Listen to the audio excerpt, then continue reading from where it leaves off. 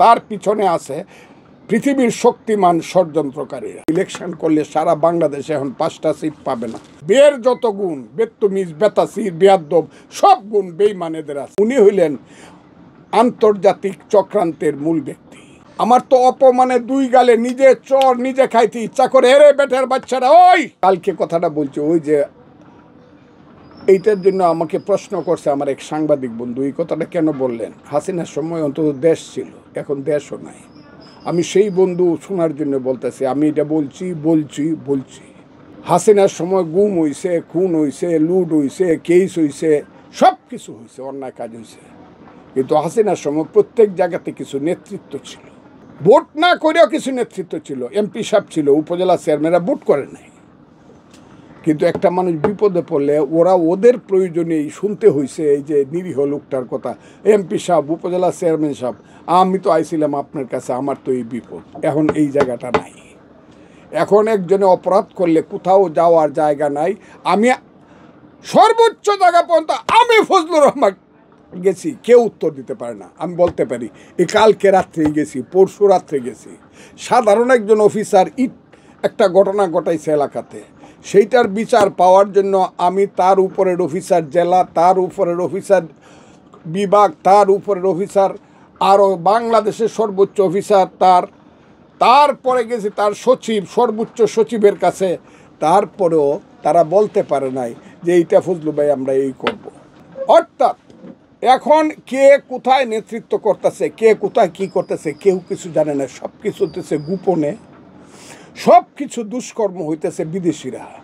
এই যে আলী রিয়াজ একজন, যারা আছে এই যে খলিল একজন, এরা হইল বিদেশি নাগরিক। এদেরকে আমেরিকা পাঠাইছে, আমি বলবো না, যে কোনো শক্তিমান দেশ সেদেরকে পাঠাইছে, যে দেশের নাগরিক তারা আসছে। আইসা এরা রবার্ট ক্লাইভের মতো আমার দেশটাকে বিক্রি করার জন্য চেষ্টা করতেছে। সব মশার বিরুদ্ধে সুরক্ষা দিতে এলো বসুন্ধরা এক্সট্রিম অ্যারোসল, মশার বিরুদ্ধে এক্সট্রিম সুরক্ষা। এরা আমার দেশের সংবিধান লিখে দেওয়ার কে, আমার দেশের সনদ লিখে দেওয়ার কে? এরা কেন বলবে যে আমরা এই সনদ লিখে দিলাম, এটার উপরে গণভোট হবে এবং 270 দিন পর্যন্ত এই গণভোট হইলে পরে এমপি যারা হবে তারা এই 270 দিন পর্যন্ত গণপরিষদের মেম্বার থাকবে। আমার তো অপমানে 2 গালে নিজে চর নিজে খাইতে ইচ্ছা করে। এরে বেটার বাচ্চারা, ওই ইলেকশন করবো আমি 2.5 লাখ ভোট পামু, তুই 2.5 ভোট পাইবে না। তুই কে রে?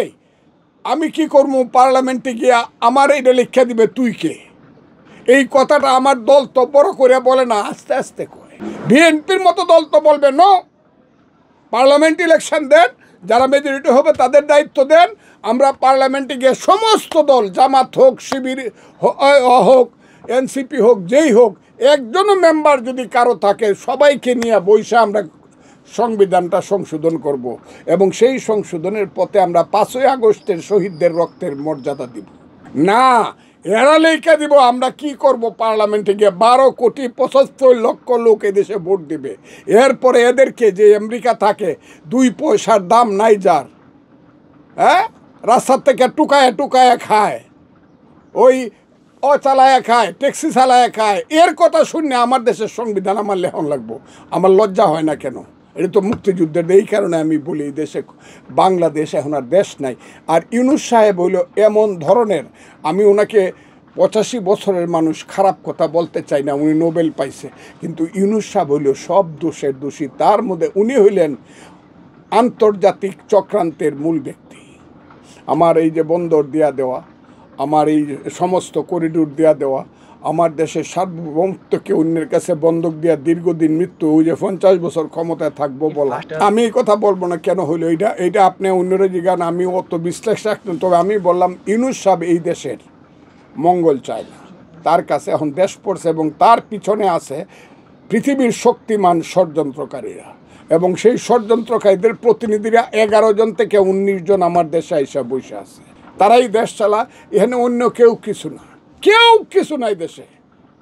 ওই যে মন্ত্রী যারা উপদেষ্টা, কেউ কিছু না। কতগুলা ছেলে পেলে, এগুলোর আমি সবসময় বলি এদের বিয়ে দিয়ে কথা বলতে হয়। সব এদের সব গুণ আছে, বের যত গুণ, বেত্তমিজ, বেতাসির, বেয়াদ্দব, সব গুণ বেঈমান এদের আছে। এরা হইল ইউনূসের বাপ বা ইউনূস এদের বাপ। আর হইল কালো শক্তি জামাতে ইসলাম, এরা হইল ক্ষমতায়। জামাতে ইসলাম ইলেকশন করলে সারা বাংলাদেশে এখন 5টা সিট পাবে না, যে কারণে ইলেকশনে তারা যাইতে চায় না, সমস্ত ক্ষমতাটা তারা দখল করে রাখতে চায় বিনা ভোটে। এই কারণে আমি বলছি যে এই দেশে সব কিছু আছে কিন্তু বাংলাদেশটা নাই, আছে শুধু ষড়যন্ত্র। এই কারণে বইটা বাংলাদেশ নাই।